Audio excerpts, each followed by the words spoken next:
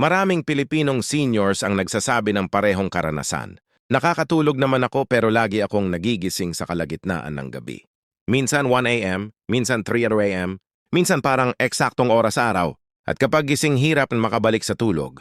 Kung ikaw ay nasa edad 60 pataas, normal na mas sensitibo ang tulog dahil humihina ang paggawa ng melatonin. Tumataas ang stress hormone na cortisol at mas ramdam ang pananakit ng katawan.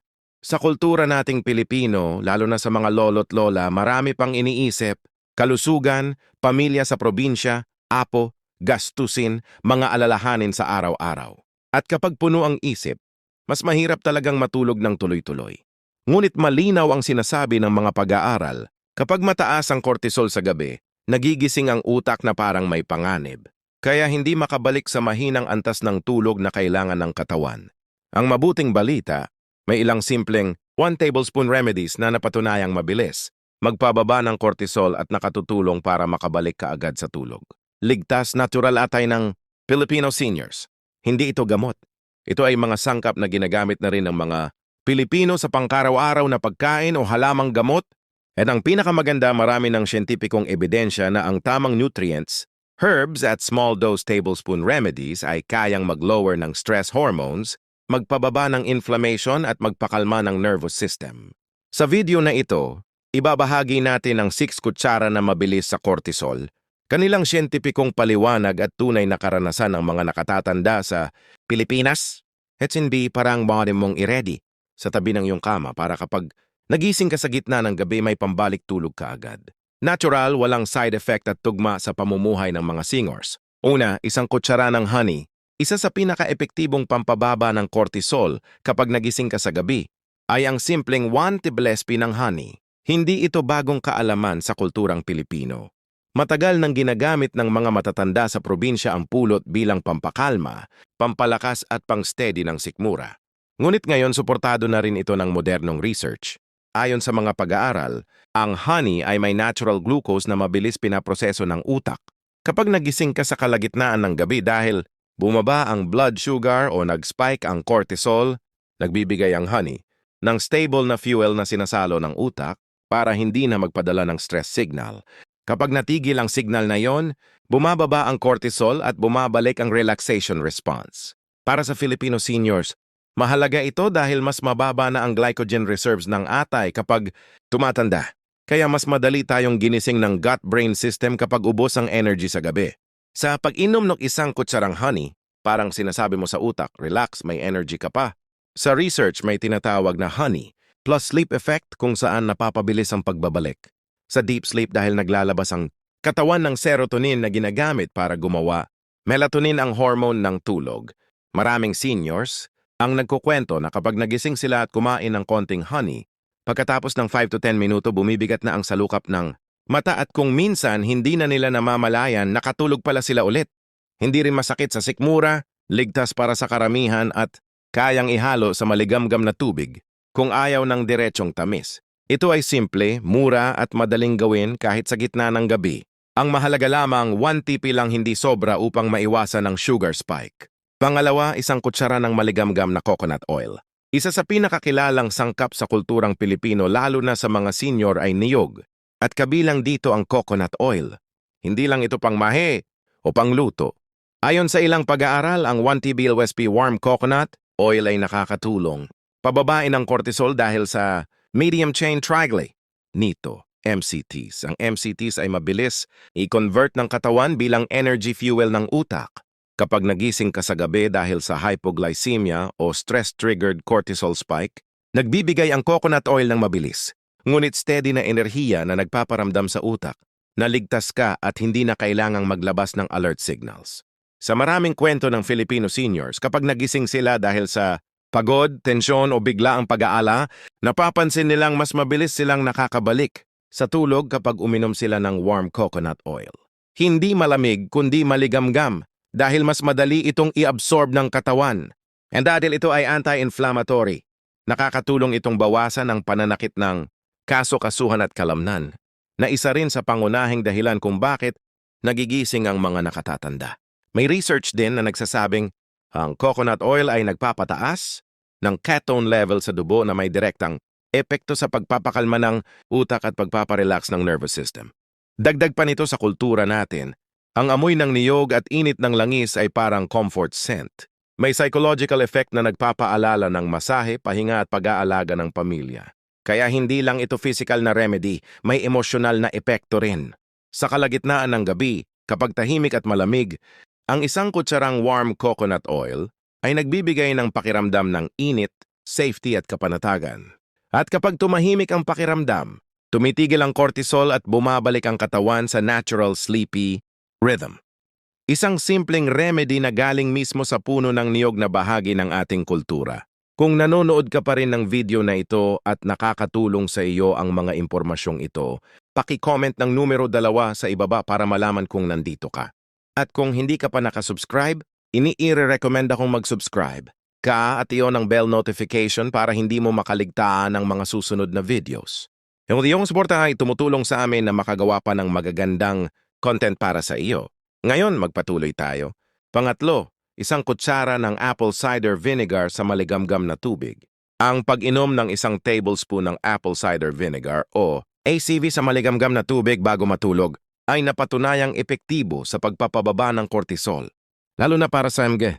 Nagigising dahil sa acid reflux, kabag o pakilamdam na hindi natunawan ng kinain sa hapunan.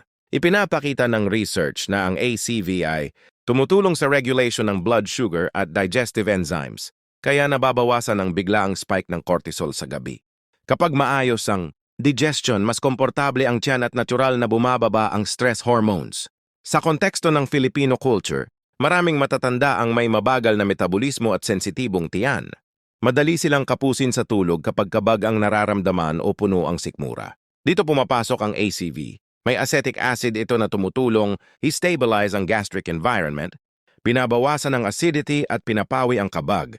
Sa pamamagitan ng mas komportableng tiyan, mas nagiging madali ang pagbalik ng katawan sa rest and digest mode ayon sa ilang pag-aaral tungkol sa sympathetic nervous system.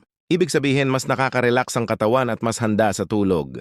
Bakit isang tablespoon lamang ang recommended? Dahil ito ang tamang dami para mabilis ma-absorb ng katawan ng hindi mabigat sa gabi.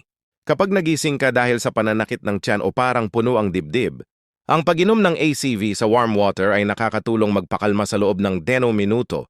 Maraming Filipino lola ang nagkwento na kapag hindi sila makatulog, muli iniinom nila ang ACV at nararamdaman nilang gumagaan ang tiyan, kumakalma ang paghinga at umiinit ang sikmura. Malinaw na palatandaan na bumababa ang cortisol.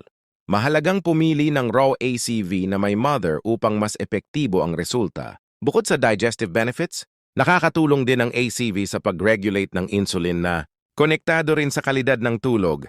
Ang hindi stable na blood sugar ay isa sa pangunahing dahilan ng paggising sa kalagitnaan ng gabi. Kaya ang ACV ay nagsisilbing natural na tulong upang mapanatili ang maayos na sleep cycle para sa mga seniors. Pang-apat, isang kutsara ng tubig na luya. Kung madalas kang nagigising sa gitna ng gabi dahil sa lamig ng katawan, pagtibok ng dibdib, baradong ilong o bigla ang pag-atake ng anxiety, ang isang kutsara ng ginger water ay isa sa pinakamabilis na paraan para pababain ang cortisol. Sa kulturang Pilipino, matagal nang ginagamit ang luya bilang pampainit ng katawan, panglunas sa sipon at pampakalma ng isip.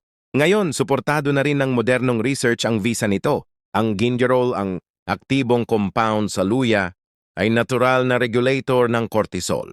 Kapag tumaas ang cortisol dahil sa stress, worry o discomfort sa katawan, nakakatulong ang ginger water para pigilan ang sobrang stimulation ng sympathetic nervous system na dahilan ng pagkakagising sa gabi. Sa mga senior, karaniwan ang paggising dahil sa shallow breathing, paninikip ng dibdib o pakiramdam na parang may mali. Ang mainit-init na ginger water ay hindi lang nagpapaluwag ng daanan ng hangin kundi nagpapakalmang muli ng katawan at nagpapababa ng inflammation. At bakit nga ba isang kutsara lang ang inirerekomenda? Sa oras ng paggising sa gabi, hindi kailangan ng buong tasa. Kailangan na dosis na madaling ma-assimilate ng katawan. Isang kutsara ng ginger water ay sapat para padaluin ang warmth sa katawan at magbigay ng relaxing effect sa loob ng 3 to 7 minuto. Bukod sa physical na benepisyo, may cultural at emotional effect rin ang luya sa mga Pilipino. Maraming seniors ang nagsasabi na kapag nakakaramdam sila ng pag-aalala, Sa gabi, ang init at amoy ng luya ay nagdudulot ng pakiramdam na parang inaalalayan sila. Alala ng mga salabat na iniinom mula pagkabata, mula sa mga magulang o lola sa panahon ng sipon o pagod. Kapag bumalik ang pakiramdam ng comfort, natural na humihina ang cortisol at bumabalik ang antok. Suportado rin ng studies na ang ginger tea ay nakakapagpababa ng stress markers at nagpapaluwag ng tension lalo na sa leeg at balikat. Kaya kung hirap kang makabalik sa tulog, ang isang kutsarang ginger water ay isa sa pinakamadaling, natural at mabilis na solusyon upang maibalik ang katahimikan ng gabi at maibsan ng stress. Kung nanonood ka pa rin ng video na ito at nakakatulong sa iyo ang mga impormasyong ito, paki-comment ng numero 4 sa ibaba para malaman kung nandito ka. At kung hindi ka pa nakasubscribe, iniire-recommenda kong mag-subscribe ka at iyon ang bell notification para hindi mo makaligtaan ang mga susunod na videos. Yung iyong suporta ay tumutulong sa amin na makagawa pa ng magagandang content para sa iyo. Na gayon magpatuloy tayo. Panglima, isang kutsara ng chia seed sa maligamgam na tubig. Para sa maraming Filipino seniors, ang paggising sa gabi ay kadalasang dulot ng kabag, acid reflux, panunuyo ng lalamunan o mabilis na takbo ng isip. Isa sa pinakamabilis at natural na solusyon na suportado rin ng research ay ang isang tablespoon ng chia seeds na hinalo sa maligamgam na tubig. Ang chia seeds ay mayaman sa tryptophan, isang amino acid na ginagamit ng katawan para gumawa ng serotonin at melatonin, ang mga hormone na responsable sa mood at tulog. Ayon sa mga pag-aaral, ang pagkain ng tryptophan, rich foods ay nakakatulong sa pagbaba ng cortisol at pagpapakalma ng nervous system na critical para sa seniors na madalas gising sa gitna ng gabi. Bakit ito epektibo para sa mga nakatatanda? Kapag hinalo sa tubig, lumulobo ang chia seeds at nagiging gel, banayad sa tiyan at nakakapigil sa acid reflux. Maraming lolo't lola sa Pilipinas ang nagigising dahil sa discomfort sa tiyan o sipon na bumababa sa lalamunan. Ang chia gel bigay, ginhawa at nakakatulong maibalik ang katawan sa restful state. Bukod dito, ang chia seeds ay naglalabas ng slow-release glucose na nagbibigay ng steady energy sa utak. Ibig sabihin, hindi bigla ang tataas ang cortisol kahit magising sa gitna ng gabi dahil may sapat na fuel ang utak para manatiling kalmado. Ayon sa karanasan ng maraming seniors, kapag nagising at uminom ng chia sa maligamgam na tubig, nararamdaman nila ang pagluwag ng dibdib, init sa tiyan at mas kalmadong paghinga. Malinaw na senyales na bumababa ang overstimulation natural fiber ng chia, nakakatulong din sa digestion, inflammation. Sa madaling salita, ang simpleng gawin na ito ay natural, ligtas at epektibo, perpekto para sa malamig na gabi ng mga Pilipino. Hindi lamang ito nakakatulong sa tulog kundi sa kabuuang kalusugan ng tiyan, utak at puso. Isang maliit na kutsara ng chia seeds araw-araw, hinalo sa maligamgam na tubig, ay maaaring magdala ng malaking pagbabago sa kalidad ng tulog at kalmado ng katawan para sa ating mga seniors. Ang 6, isang kutsara ng tubig na oatmeal. Maraming seniors ang nahihirapang makabalik sa pagtulog kapag nagigising sa gitna ng gabi. Madalas sumasakit ang tiyan, kumakalamang sikmura o pakiramdam ay parang kumakabog ang dibdib. Isa sa mga simpleng solusyon na matagal nang ginagamit ng maraming matatanda ay ang oatmeal water. Isang kutsara ng oatmeal na hinalo sa maligamgam na tubig. Bagaman simple, may matibay itong scientific basis. Ang oats ay may beta-glucan, isang uri ng soluble fiber na tumutulong sa pagpapanatili ng stable na blood, sugar at sa pagbaba ng cortisol, ang kilalang stress hormone. Ipinakita ng mga pag-aaral na kapag stable ang glucose sa utak, hindi nito pinapadala ang mga alarm, signals kaya bumababa ang spikes ng stress hormone at mas madali ang pagpapakalma ng katawan. Bukod dito, ang oatmeal water ay madaling tunawin at hindi mabigat sa tiyan. Kaya ideal ito para sa seniors na lumaki sa malambot na pagkain tulad ng lugaw, mahalaga sa paggawa ng melatonin at serotonin ang mga hormone na nagre-regulate ng pagtulog at mood. Kaya kapag uminom ka ng isang kutsara ng oatmeal sa maligamgam na tubig, mararamdaman mong unti-unting kumakalma ang katawan. Maraming seniors ang nagsasabing parang lumalambot ang dibdib at humihina ang kabog ng puso. Ayon sa mga eksperto, ito ay dahil ang oatmeal water ay nakakatulong sa pag-regulate ng autonomic nervous system na may kinalaman sa fight-or-flight response. Dagdag pa rito, ang warm water mismo ay may natural na relaxing effect sa gastrointestinal tract. Mahalaga lalo na sa mga nakatatanda na madalas nakararanas ng kabag, acid reflux o indigestion. Ang hindi komportableng tiyan ay isa sa pinakamalaking dahilan kung bakit hirap makatulog muli. Kapag naging maayos ang sikmura, bumababa ang anxiety at bumabalik ang antok. Sa Pilipinas, maraming lolo't lola ang nagpa-practice ng simpleng ritual na ito. Oats, maligamgam na tubig at kaunting paghintay bago matulog muli. Natural, mura at ligtas kaya swak na. Swak ito para sa senior health. Sa bawat kutsara ng oatmeal water, dala nito ang comfort, relaxation at tulog na panibagong energy para sa katawan.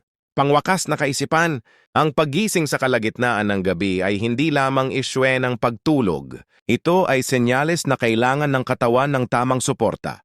Kapag mataas ang cortisol, hindi makabalik sa tulog ang utak dahil iniisip nitong may panganib kahit wala naman. At sa edad 16 na pataas, mas mabilis tayong maapektuhan ng stress, alalahanin at pagbabago sa hormones. Gaya ng kulturang Pilipino, likas sa atin ang gumamit ng natural na pamamaraan at ang 6 na 1TSP remedies na ito, honey, chia seeds, warm coconut oil, oatmeal water, ginger water at apple cider ay abot kamay. Abot kaya at may matibay na batayan sa siyensya, hindi ito magic, hindi rin gamot.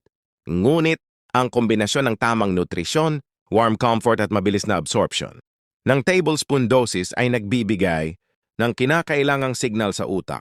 Kalma, ligtas ka. Maaari ka nang matulog muli. Sa mga kwento ng Filipino seniors, ang pinakamalaking pagbabago ay hindi lamang ang tulog, kundi ang pakiramdam na may kontrol sila muli sa kanilang kalusugan. Ang pag-aalaga sa sarili tuwing gabi ay hindi simpleng gawain. Isa itong regalo na nagbibigay lakas para sa susunod na araw, kaya kapag nagising ka mamayang gabi, huwag kang mabahala. Paalalahanan mo ang sarili mo na normal ito, na may magagawa ka at na hindi ka nag-isa. Dalhin mo ang kaalamang ito. Pumili ng isa sa mga remedies na bagay sa iyo at ibalik mo ang kapayapaan sa iyong gabi. Dahil ang tulog ay hindi lamang pahinga. Ito ay pundasyon ng mahadang buhay, malusog na pag-iisip at masayang pagiging senior. Sa kulturang Pilipino, ang pinakamahalagang yaman ay ang kalusugan at kapayapaan ng isip. Kaya alagaan mo ang iyong gabi at tulungan ang sarili mong makabalik sa mahimbing at ligtas na tulog. Tuloy-tuloy ang pag-aalaga para mas humaba ang daon na makakasama mo ang pamilya, mga at ang sarap ng buhay. Kung nagustuhan mo ang video na ito at nakatulong ito sa iyo, mangyaring i-like, mag-subscribe at i-share. Ang inyong suporta ay tumutulong sa amin na patuloy na gumawa ng magagandang content upang kayo ay mabigyan ng kaalaman at inspirasyon. Salamat sa panonood at inaasahan naming makita kayo sa susunod na